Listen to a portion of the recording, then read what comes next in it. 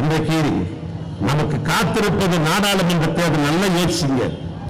இந்த மக்கள் விழா நடத்திக் கொண்டிருக்கிற நம்ம அத்தனை பேரும் சொல்றேன், இன்னைக்கு தமிழ்நாட்டு முதலமைச்சர் நம்முடைய குடும்பத்திற்கு பார்த்து செய்கிறார். அதை சொல்லணும்னா ரொம்ப நேரம் ஆகும்.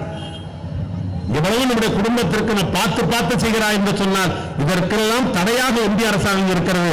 அதையும் மீறி மக்களுடைய உணர்வை புரிந்து கொண்டு ஆட்சி நடத்துகின்ற ஒரே முதலமைச்சர் தமிழ்நாட்டு முதலமைச்சர் அருமையன் தளபதி அவர்கள் தான். அவர் என்ன மேலும் உழைக்கணும். இந்த தேர்தல் நடக்கிற காலங்களில் பார்க்கிற போது 3 ஆண்டு காலத்தை நிறைவு செய்கிறார்.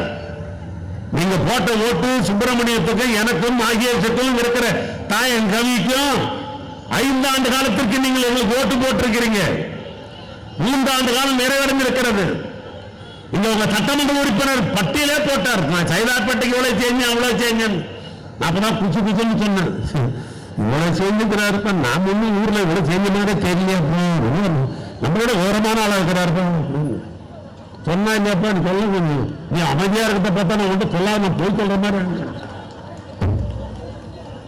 எதுக்கு நான் சொல்லுகிறேன் என்று சொன்னால், இந்த 3 ஆண்டு காலத்தில் நம்முடைய தளபதி ஆட்சியிலே ஒருவர் போட்டி போட்டுவிட்ட மக்களுக்கு நாம் செய்திருக்கிறோம்.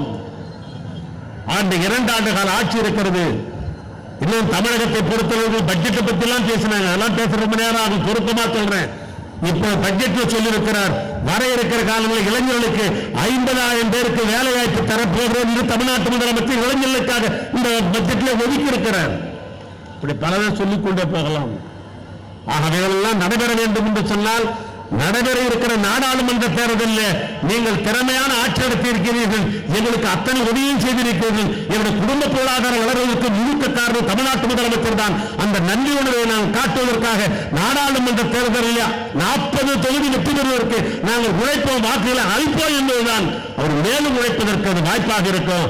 எனவே இதை நான் ஒரு பிறந்த நாள் விழாவை போட்டமாக நான் எண்ணவில்லை, அவருக்கு நாம் செலுத்துகிற நன்றி விழாவாக மக்கள் விழாவாக நினைக்கிறேன். அந்த மக்கள் தலைவருக்கு நாம் என்றைக்கு உறுதுணையாக இருந்திட வேண்டும் என்று கேட்டு, அந்த தலைவன் 100 ஆண்டு காலத்திலும் தாண்டி வாழ வேண்டும். தந்தை பெரியார் 94 ஆண்டார், என் தலைவர் கலைஞர் 95 தாண்டார், பேராசிரியர் பெருமகன் 96 தாண்டினார். இன்னைக்கு எழுதி வைக்கிற எனக்கு ராசியான அடைகிற காரணத்தினால் வரலாற்றில் நிறந்த ஒரு இடம் என்கிற காரணத்தால் சொல்லுகிறேன். தமிழ்நாட்டு முதலமைச்சர் அண்ணன் தளபதியார் அவர்கள் 100 ஆண்டு தாண்டி நமக்காக உழைக்க காத்திருக்கிறார் என்று சொல்லி அவர் புகழ் ஓங்குக என்று சொல்லி உரையை நான் நிறைவு செய்கிறேன். நன்றி, வணக்கம்.